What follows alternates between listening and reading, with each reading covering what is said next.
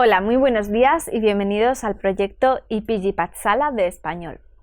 Yo me llamo María Teresa Miramón y soy profesora visitante de la Universidad Jawaharlal Nehru en New Delhi. En esta universidad imparto asignaturas de lengua, literatura e historia de España, como por ejemplo literatura española medieval o literatura de los siglos XX y contemporánea, al igual que historia de España del siglo XX y distintas asignaturas de lengua española, que se titula Hernán Cortés y las cartas de relación. En este módulo vamos a hablar de la figura de Hernán Cortés, el gran explorador de la conquista de México. Hernán Cortés, como todos sabemos, jugó un papel fundamental en la historia de la conquista americana por su intervención directa en la conquista de México. Pero también sus textos son especialmente importantes para conformar las primeras aproximaciones a la historiografía de Indias, ya que en sus cartas de relación escritas al emperador Carlos V nos llega información muy importante sobre el proceso de la conquista. Así pues, vamos a empezar este módulo con el primer apartado, que se titula Hernán Cortés, biografía y empresa. Hernán Cortés llegó al Nuevo Mundo en 1504, a la isla de la Española, con la esperanza de vivir grandes aventuras y ser parte del descubrimiento de nuevas tierras, para ganar gloria, poder y riquezas. En esta época, Nicolás de Obando era el gobernador, un familiar lejano de Cortés, que facilitó un puesto como escribano al joven. Él había estudiado 2 años en Salamanca para ejercer esta profesión. Su extrovertida e inteligente personalidad le volvió muy popular en la pequeña villa y amasó una gran fortuna escribiendo memorias. Gracias a esta popularidad, Diego Velázquez lo contrató como su secretario personal y lo llevó consigo a la conquista de Cuba. Cortés comenzó a liderar algunas misiones y poco a poco comenzó a ostentar más poder y admiración por parte de sus compañeros.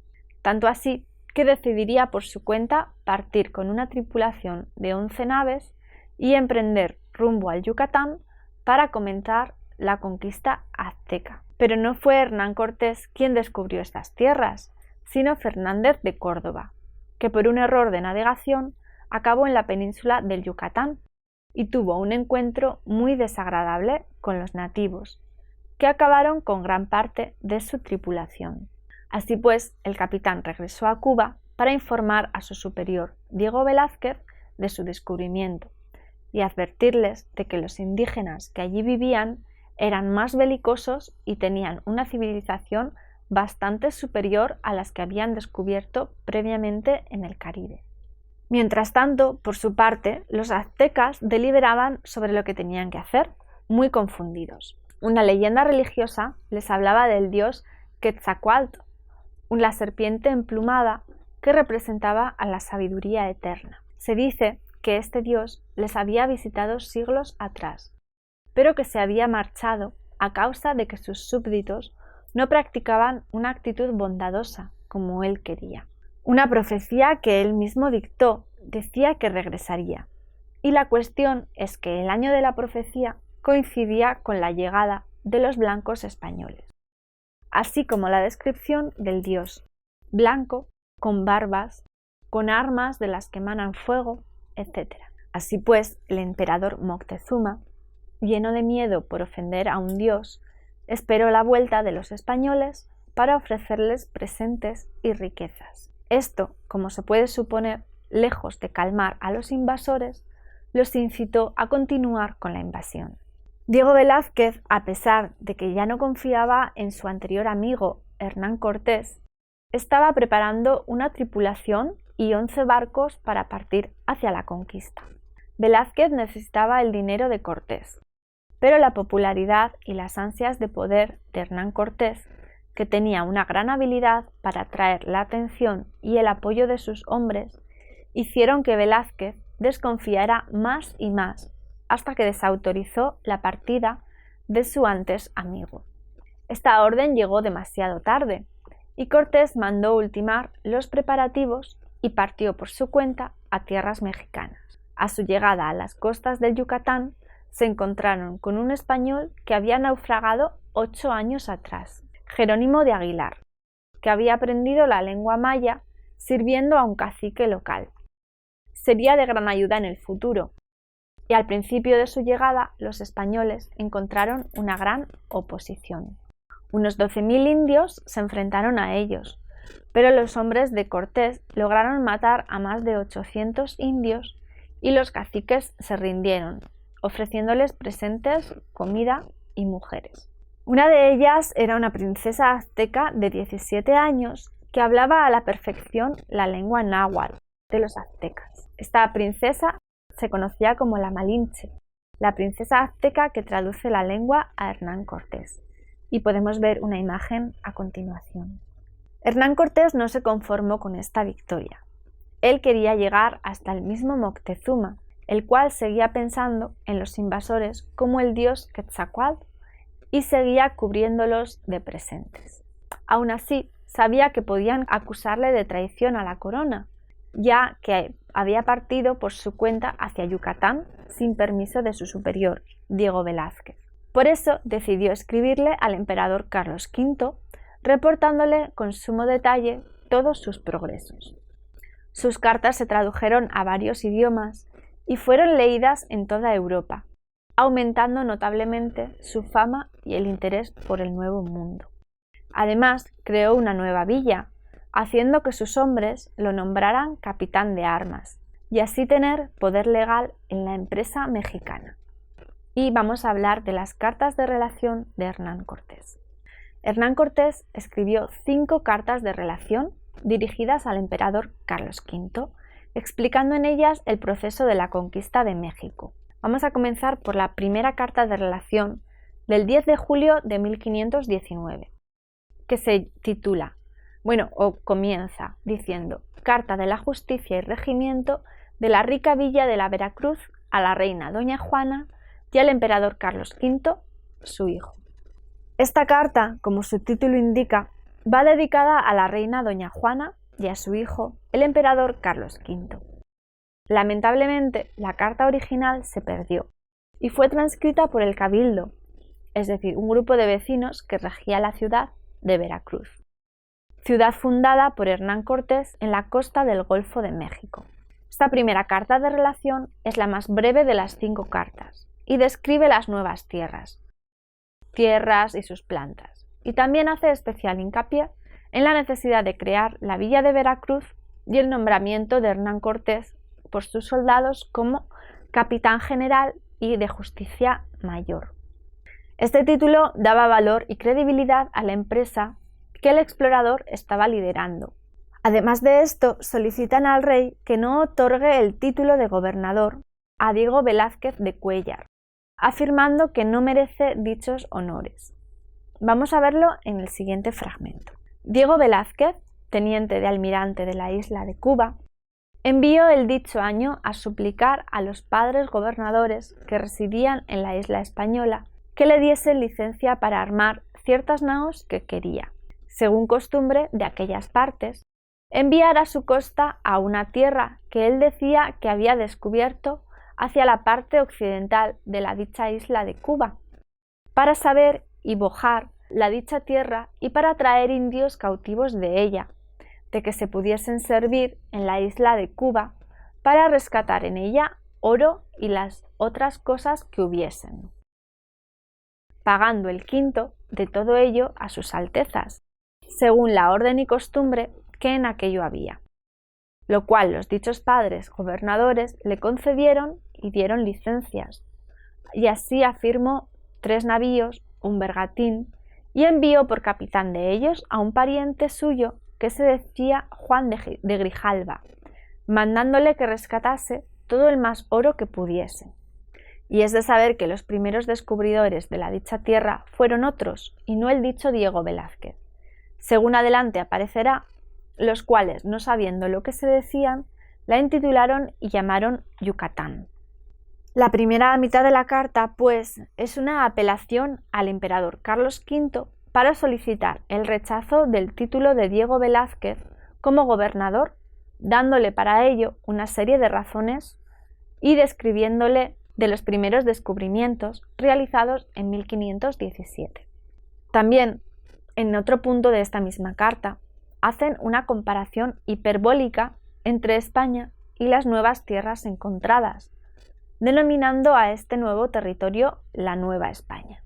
De igual manera, se le atribuyen características maravillosas. Veamos un fragmento. Por la costa del mar es toda llana, de muchos arenales, que en algunas partes duran 2 leguas y más. La tierra adentro y fuera de los dichos arenales es tierra muy llana y de muy hermosas vegas y riberas en ella. Tan hermosas que en toda España no pueden ser mejores. Así de apacibles a la vista como de fructíferas de cosas que en ellas siembran y muy aparejadas y convenibles, y para andar por ellas y de apacentar toda manera de ganado.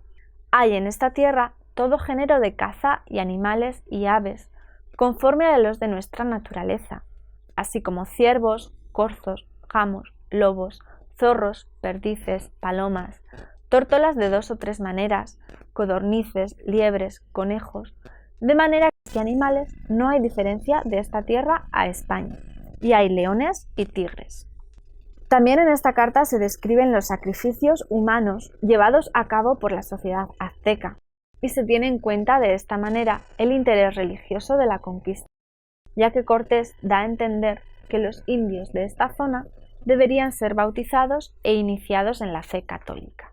A continuación podemos ver una imagen sobre la supuesta entrada de Hernán Cortés a la ciudad maya de Potonchán, en Tabasco, en 1519. Así vamos a pasar a la segunda carta de relación de Hernán Cortés al emperador Carlos V, el 30 de octubre de 1520. En esta carta Hernán Cortés comienza disculpándose con su majestad por el tiempo que ha tardado en volver a reportarse y explica el porqué del hundimiento de los barcos que hundió para evitar que sus hombres regresaran a la Española. Como podemos observar en el siguiente fragmento, una característica que recorre esta carta, al igual que todas las escritas por Cortés y otros cronistas, es el yo subjetivo que explica el relato. Y porque además de los que por ser criados y amigos de Diego Velázquez tenían voluntad de se salir de la tierra, había otros que por verla tan grande y de tanta gente y tal, y ver los pocos españoles que éramos, estaban del mismo propósito, creyendo que si allí los navíos dejase, se me alzarían con ellos, y yéndose todos los que de esta voluntad estaban, yo quedaría casi solo, por donde se estorbara el gran servicio que a Dios y a vuestra Alteza en esta tierra se ha hecho, tu manera como socolor que los dichos navíos no estaban para navegar. Los eché a la costa por donde todos perdieron la esperanza de salir de la tierra, y yo hice mi camino más seguro y sin sospechas, que vueltas las espaldas no había de faltarme la gente que yo en la di había de dejar.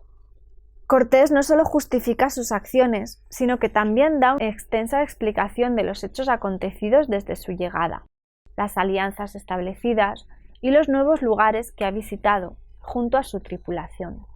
Pero uno de los relatos más importantes de la carta es la descripción de la ruta hacia la gran ciudad azteca, la entrada a la ciudad de Tenochtitlán y la matanza del Templo Mayor, después de su encuentro con Moctezuma, la llamada Noche Triste.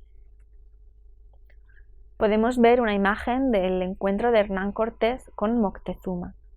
La tercera carta de relación de Hernán Cortés al emperador Carlos V es del 15 de mayo de 1522. En 1522, fecha de la tercera carta, la conquista de la ciudad de Tenochtitlán ya se había completado, y en ellas se dan los detalles de cómo se dio el proceso y de las batallas que surgieron en relación. La carta está firmada en un barrio de Tenochtitlán, en Coyoacán, y Cortés se denomina a sí mismo como capitán y justicia mayor del Yucatán, llamado ahora Nueva España. También refiere las alianzas que se formaron con los nativos y describe detalladamente los combates que se llevaron a cabo. En ocasiones, la carta nos recuerda a las estructuras y características de las novelas de caballerías. La hipérbole, exageración de las acciones y de los hechos, la búsqueda de la honra, el valor o el premio del protagonista después de pasar por diferentes pruebas. Sucesivas batallas que llevan al héroe, en este caso Hernán Cortés, a conseguir completar la conquista. La violencia glorificada, es decir, las batallas y los combates que tienen un fin noble.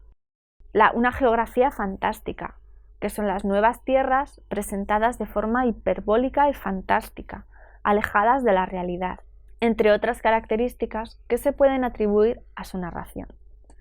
Vamos a ver un fragmento de los múltiples relatos de una de las batallas, donde se pueden ver estas características. Viendo que estos de la ciudad estaban rebeldes y mostraban tanta determinación de morir o defenderse, colegí de ellos dos cosas.